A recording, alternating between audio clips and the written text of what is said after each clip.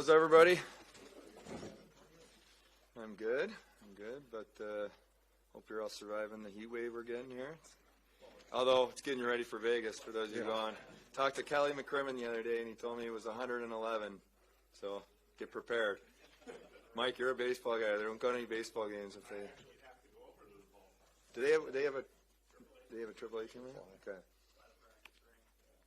Yeah. All right.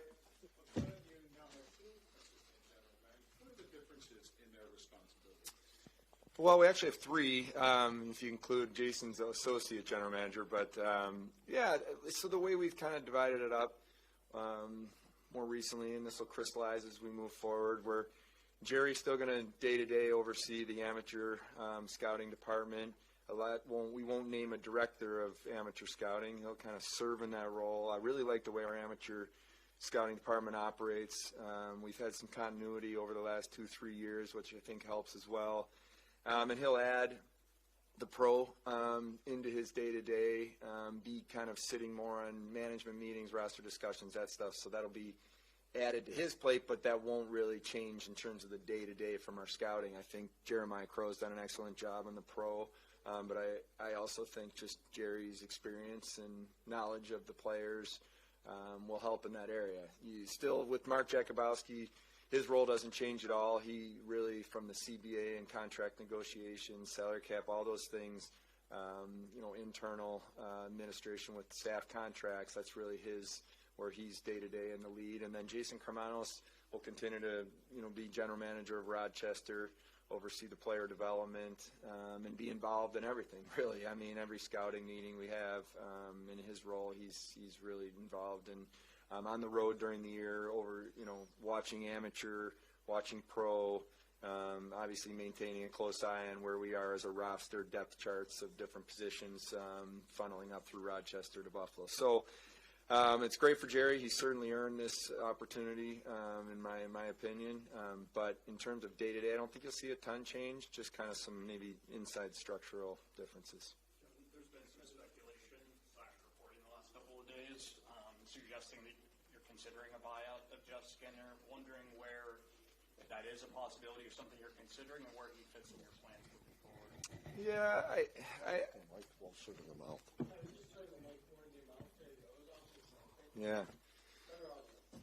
So, okay. Wait, what was the question? With Jeff, oh, yeah, sorry.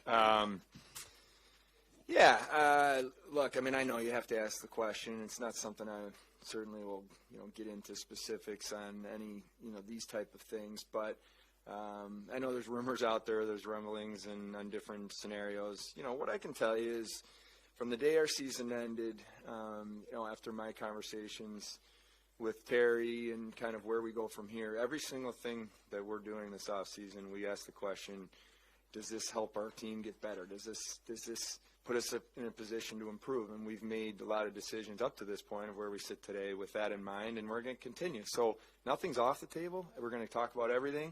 We're going to look at every scenario. But that's probably as far as I go on specifics right now. Kevin, how do you look at, it's widely known the Devils might want to be in the market trading their pick. It's widely known it's one of the options you guys have. But history has shown it's difficult for a variety of reasons for teams to trade a first-round pick. It doesn't happen very often. GMs are hesitant at times.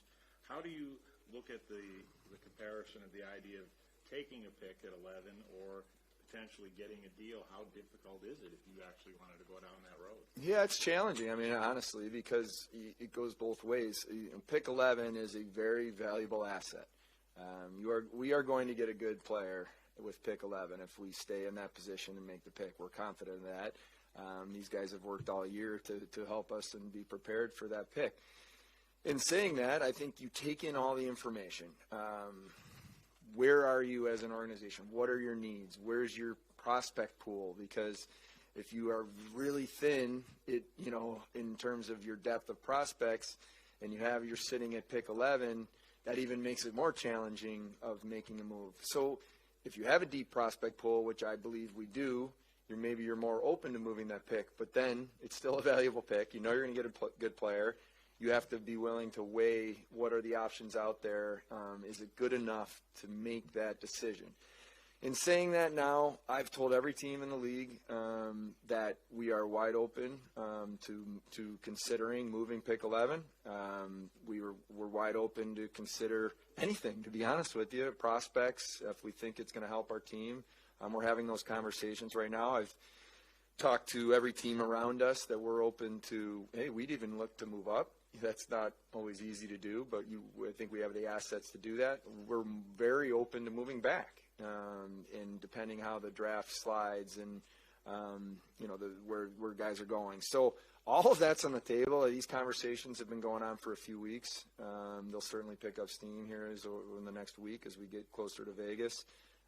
But I guess that's how I weigh it. You take in all the information, and then you do where you look at where you are as a team. Going back to what I said to Lance, and if we think this makes us better, then we do it. You look at every scenario every year, obviously, but would it be accurate to say that given where you are as an organization, this is really the first time since you've been the GM that you're actually open to maybe trading that first pick? I think so. That's a really fair comment. And I've said that to a number of GMs that, we've been very, in my opinion, methodical and disciplined and had a plan in place going back, 3+ years now of how we were going to build this organization and franchise up. I think we've been disciplined. We've stuck to our plan. But I think we've moved into another phase now that we have to be really open and looking to make these type of decisions. But you still have to have the right opportunity to make them. So if we end up making pick 11, we'll be excited about it, but it won't be from lack of effort of seeing what else was out there to do. But I think it's a really fair comment, and I've told other GMs that, Mike, that this is the first year, in my mind, you're always going to have conversations. You're always going to be looking at different ways to improve your roster. But this year in particular is the first time I'd say that we're the most comfortable with kind of where we've built our prospect pool, that if the right opportunity is there, that we'll be ready to do it.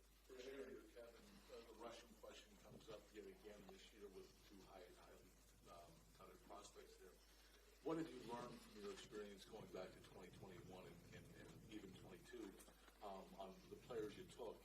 And has your philosophy changed at all when it comes to selecting a Russian player at this point? Yeah, I can let Jerry in a second jump in and, specifically on this year's draft. But philosophically, it hasn't changed, John. I think you have to slot the players where you believe they are on your list, from 1 to whatever the final number is. Take away geography, take away everything. You're putting it purely on projection. Then you're going to have to look at the variables.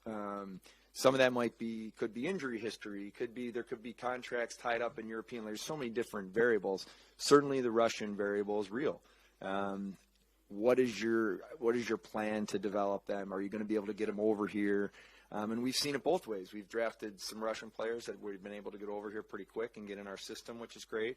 And we've drafted players like a Poltapov, who we knew was going to be years away based on the contract. So you weigh it. Nothing for us has changed philosophically, though. If you believe you have the opportunity to get a player and it's of value, we'll do it. Yeah, the only thing I would add to that is just to confirm what Kevin says, that we rate the player first. And then you have to consider what are the unknowns with some of those players versus some players in North America or other parts of Europe where we have more access to the player pre-draft. So in those cases, we might drop the players down our list a little bit, and then it becomes a consideration if they're available. Can you get high value because you got them later in the draft? And then to your other part of the question, maybe what we've learned through this process the past few years, and I think we, anticipated this would be the case. These players have a lot on their plate. And maybe some of their development has been stagnated because of that, both having to come over and adapt and adjust to culture over here and to North American style of play, and then just not having exposure the past 2 or 3 years and then the international tournaments and being challenged on playing best and best tournaments, and our development staff doesn't have their hands or as much direct contact with them. So I do think we're finding across the league their development has been slowed down a little bit compared to some other players. As far as the number 11 pick goes, to both of you, just what do you see potentially available in that spot? Well, not unlike previous drafts, I think, the top 4, 5, 6 players in the draft, I would assume across the league there's pretty good consensus on. I think this draft might be a little bit unique after that point when you get to maybe 6 to 15. I think there's a really wide spectrum of players and probably a lot of difference of opinions across the league on that group of players. So, in past drafts, you could kind of tick off the top 10 or 11, and maybe only one of those players would be available to you at 11, 12, 13. It wouldn't shock me this year if, there could be 2 or 3 players that we have in our top 7 or 8 that are available at 11. I just think there's a little bit of a drop-off after 5, but then I think it's a deep group cluster of players after that. Yeah, and I think that's where, I've been really challenging Jerry and the rest of the scouts to say, got to get the list right. You have to order this right, and right meaning what we truly believe, because there's a lot of variables. Do we like move up or down, all those types of things. So that's why instead of just saying, okay, here's 2 or 3 players we think are probably in that range of who we're going to get. Let's make sure we're really getting this order of our list accurate, so we're prepared for any situation. Kevin, a few of your younger players are going to be eligible for extensions July 1st. Are you looking to do anything with any of those guys, or just begin that process? Or? Yeah, Lance, I think just, it's philosophically, so you know that we are always open to that. And I've talked to, I believe, all the players that you're referring to, their agents this summer, and just, we're always open. We've done it before, but we've also gone the other way. I think right now we're probably, I wouldn't anticipate that we'll go down that road this summer, but we could change, and if it was to me, it's always about what's right for us and what's right for the player. So we're open to it, but I don't anticipate engaging in that in the next couple months. I remember at the trade deadline we were discussing, you talked about because of the season you were having, it was harder maybe to get players to waive their trade, no trades. Things have changed though now. You have a veteran coach, who's won a lot of games in the NHL. Has that maybe changed a little bit in your favor? It has come up, a few times, Paul. And Lindy has a lot of credibility in this league and a lot of respect in this league from players, agents, other general managers, which he's earned. And that's a great thing for us. So, I obviously can't give you specifics, but I have had conversations where that exact thing has come up, and the players, or they're not through the teams have said, or agents have said, that's certainly a coach that our guy would like to play for, and that's a great thing. And when it comes to, you deal with these things when it comes to trade protection. Going into it, potentially where guys are, or you're on their list or not on their list, and all that stuff. That's all part of this. I think for me, this is really just about focusing on how do we make sure our team's better. Putting ourselves in the best position to have success. And because I truly believe let's just say the majority of players want to play in a winning team and want to be in a chance to win a Stanley Cup. And we need to put ourselves in that position. I'm curious how you navigated the dialogue with him. Maybe even go back to, exit meetings and stuff. I'm sure hearing his name come up like that, creates some tension for every player around this time of year. Just how you managed to go over that. Yeah, man. My personal feeling on that is it's really important to have relationships with your players. Make sure they bigger than hockey. You're just getting to know them as people. You're building relationships so that when and if you need to have challenging conversations, you're able to do that on an honest way, back and forth. So that's not specific to Jeff. That's anyone. And sometimes those conversations might happen during the season where you're sitting in the office together saying, what's going on? Where are you at? And sharing back and forth, what they're feeling about their game, what you're seeing. So that's step one. With Jeff in particular, at the end of the season, I thought there was true honesty back and forth from myself and him. And, I'll leave specifics out, but I think it's safe to say that I have a lot of respect for Jeff. He's clearly an elite offensive player in this league.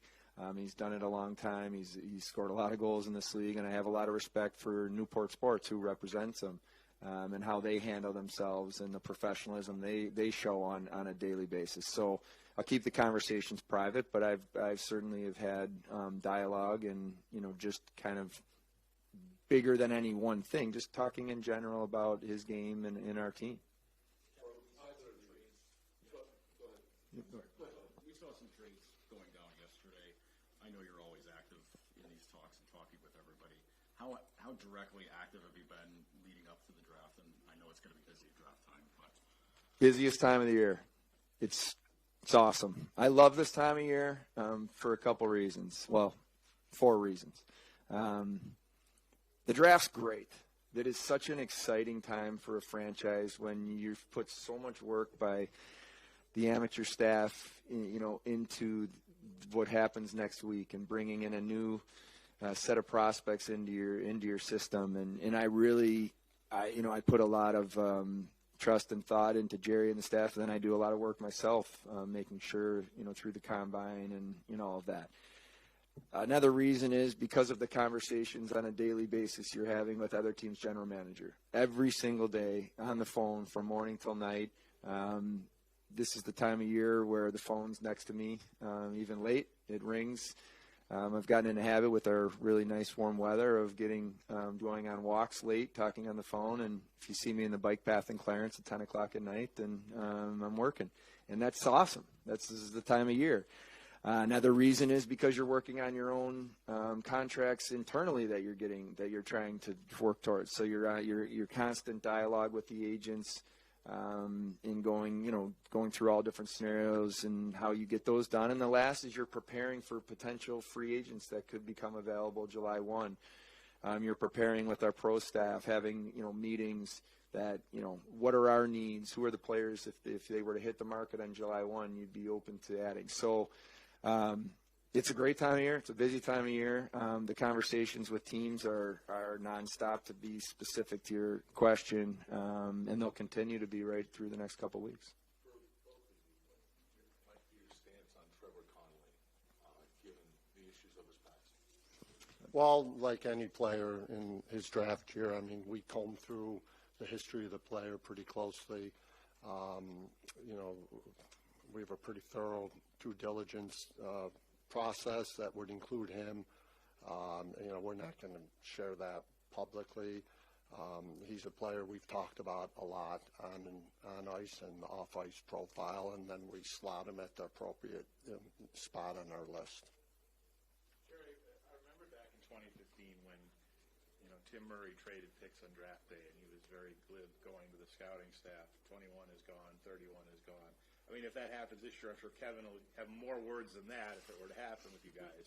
But in general, how does the approach of the scouting staff change in a year like this where that could happen? That maybe do you have to tighten up the first round because you might move down, or knowing all your work won't go for naught, but you might not get that chance to pick at 11. How does it change how you approach this? Well, first of all, we've been very fortunate to make a lot of high draft picks here the last few years. So ultimately, that is exciting for us, and it really makes us look good, to be honest with you, when you're picking that high all the time.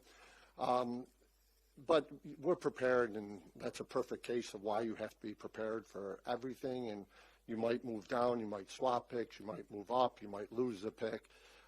We still have to have our list all the way through in order and be prepared, as Kevin says.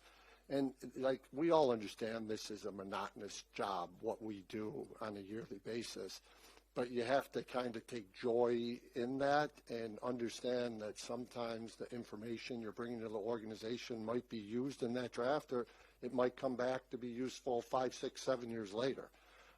And then the only other thing I would add to that is The amateur scouting staff would always be excited if we used one of our picks or one of our prospects and the decision was made to make our team better right now, or it might even be a matter of giving more variety to our prospect pool by swapping different types of players. So that's something we're always on board with, and I think that's just as exciting to us as making the pick. Contracts for Ukko-Pekka and Henry go. Are you confident you can get something done this summer? Yep, absolutely. I think, those conversations started, back during the season, maybe March or so, with UPL in particular. They've been productive, and I think I said this to you guys maybe before when I've been asked, is that for me, just personally, I like to start these conversations making sure we're aligned on does the player want to be here? Do they believe in what we're doing? Because if you don't start there in a good spot, I think it's going to be a really challenge. And that's UPL made it very clear. He loves this team, loves the city, wants to be here. We're excited about him, and we're going to work at it. We're continuing to have conversations. Last week there'll be some more in Vegas, but excited about how we move forward there. Henry has a new agency, which does change just in terms of when you have to pick up and start over again to some extent, which has been totally fine. Had productive conversation at the Combine with J.P. Barry, who now represents Henry, and then Peyton Krebs as well. His agent was in our office during the Combine week talking about Peyton's situation, and we're going to get together again in Vegas. So no concern. These are three important players for us.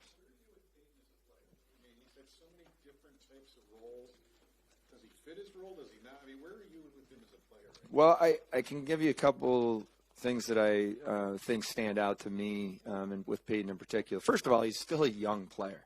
We forget that because he has been here now a while since the Eichel trade, and he's kind of still finding his way to some extent. That most young players go through that process. But when I asked him about his season at the end of the year at the exit meeting, and the first thing he said to me was, I truly believe I can be a really good 200-foot two-way centerman in this league, and I'm still working and I'm getting better. But that was a little bit of a shift. When he first got here, there was so much emphasis on offense, and he'd always been an offensive player, and which is normal, by the way. Most first-round pick centermen are usually talented offensive players, and that doesn't mean that we don't think he has still a chance to become a really good offensive player. But I just think him embracing, the role in playing both sides and wanting to kill penalties and these things. So I think we're still going to see him improve, and we're going to see him grow as a player. But I think the upside and I like his competitiveness. I like his character. And I like now that his mature mindset of different ways to succeed in this league and not just an offensive side. So that to me was a telling statement, and I'm excited about it. It's kind of crazy to think the season is still going on. You have personal connections to the final, and you have draft considerations, so we know who you want to see win the thing. But in general, just what are your takeaways so far, and what are your thoughts on the Panthers? No matter if they choke this away or win it, you're chasing them. They've been in the final 2 years in a row out of your division. Just what kind of takeaways do you have the way they've gone through the playoffs? Yeah, I think I study. It's no secret. I mean, we all do this. There's a lot of copycat that goes on in this league. I certainly study other teams' rosters. I study how teams were put together, how they structure contracts. I think Florida's done a phenomenal job in terms of using no state tax to their benefit. That certainly helps in building a roster and just getting players to be open to doing, certain contracts that maybe they wouldn't be willing to do somewhere. And they've backed it up with having a great team and a great coach who I know very well. So they're a kind of what I would say a model across the league right now in terms of the way they play. They're hard to play against. They're offensive, but they can also play defensively. And, so all that is pretty impressive. And you don't go to the finals 2 years in a row by accident. Just from a personal standpoint, if you go back to 2006, the year I was fortunate enough to win the Cup in Carolina, we lost Game 5 at home in overtime with a chance to win. And I do remember specifically getting on that plane and flying to Edmonton, and it was tough. So the emotions that you go through, the ups and downs to become a Stanley Cup champion are real, and they're in it right now. But if I was, if you look at their team, it's impressive. And what I've talked to our management group about, I've talked to Lindy about a lot over the last few weeks is, how do you take the best, let's call it best practices of certain organizations and things you're seeing, but how do we make it authentic to the Buffalo Sabres, and how do we do it our way? And that's from on the ice and the style of play, but that's also from in my job in terms of putting the roster together. So it's something I definitely put a lot of thought into, and it feels condensed, doesn't it, right now? The Cup's still going. We're going to be in Vegas in a few days, and then, I don't know. It's just the way the schedule falls this year. We'll be playing Game 7 on Monday. They'd be drafting in Vegas on Friday. That would be a good problem to have, even though it would be a problem. I will take that problem. Let's absolutely sign up for that problem next year. But, no, it's a lot. I mean, I think as a general manager, that's why you have really good people around you. I'm from Kenny Allen and Bill Zito. I promise you they're not as focused on the draft or conversations that I am right now because of what they're in. But they're clearly, I'm sure, setting the tone for the organization and making sure that the people around them are ready. So they'll be there. But, yeah, that's a quick turnaround for sure.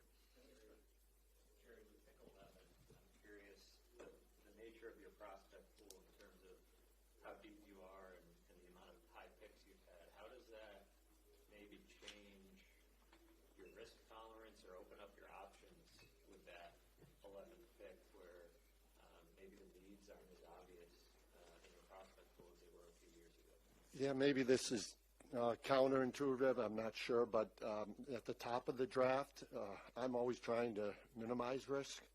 I don't think that's an area of the draft you should be taking on high risk. So that's the first thing we try to do with the pick.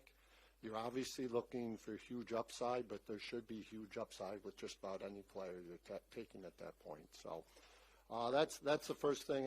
In terms of our prospect pool, I actually think it's pretty balanced right now, and I actually think the top 15 in the draft is pretty balanced this year with forward and D. So I don't think we'll be giving a higher preference to any specific position, even more so than any other year. We'll be taking the best player available. As far as the goaltending goes, is the early plan Ukko-Pekka and Devin next season? Do you want to add a established veteran or a veteran maybe for Ratchet? I guess what's the plan right now? Yeah, well, I think if I go back to what I've said before, I think we really like the position we're in with having, UPL and Devin Levi as still young, developing goaltenders, guys we think are going to continue to grow and get better, that are extremely talented and hardworking and character people. So that's a good place to start. And yeah, we'll look at depth. We obviously need to slot, guys in 3, 4, 5 in the organization, and how is that going to look? And there's, it's no secret that it's not easy from goaltending, just in terms of depth and all of that around the league. It's a tough position. So we're open-minded. I mean, our plan is what I said, that we're going to have 2 really talented young goaltenders playing on a nightly basis, which I think is great. And then we'll make sure that we have depth covered. But, yeah, it's a conversation that we're open to looking at different options, different things, but that's our plan at the moment. What are the areas on the roster that you're looking to improve? Are you more intrigued by trade possibilities or by the free agency pool? Well, it's a really good question. The answer is both.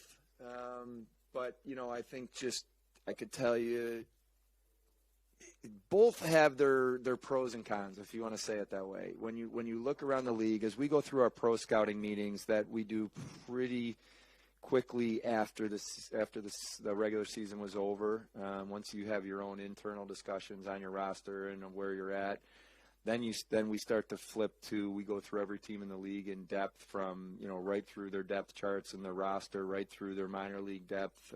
So you have a handle and kind of on what's going on. And then you start to identify are there potential fits, guys that could fit into what we need here, that we could potentially, acquire through a trade. So the upside of when you're looking at potential trade options is you're targeting players, you're getting exactly what you think you need. Now the downside is what are the acquisition costs and the assets that you have to give up to acquire that player. So that's always the balance. Free agency, on one hand, is really great in terms of you're not giving up necessarily there's not an acquisition cost, but then there's a monetary or term cost to contracts that are oftentimes different, based on someone having demand, right? So on July 1st, a player, and they earn that right in their career. They get to become an unrestricted free agent, and if you have multiple teams calling, the term might go up, the dollar might go up, and then that takes you out of maybe your comfort zone for a particular slot that we're trying to fill. So we're open to both. We've done our homework in terms of the potential guys that could be out there as free agents. We've ranked them in terms of position. We've ranked them in terms of what our needs are. And you want to make sure you're in on those conversations when free agency opens on July 1st. And like as you guys know, it happens fast. So you got to be ready. But we'll go down both roads, and we'll see how, and we'll make the best decision we can, and we'll see how we can check the boxes of what we think we need to do. Thanks, guys. All right. Safe travels to Vegas.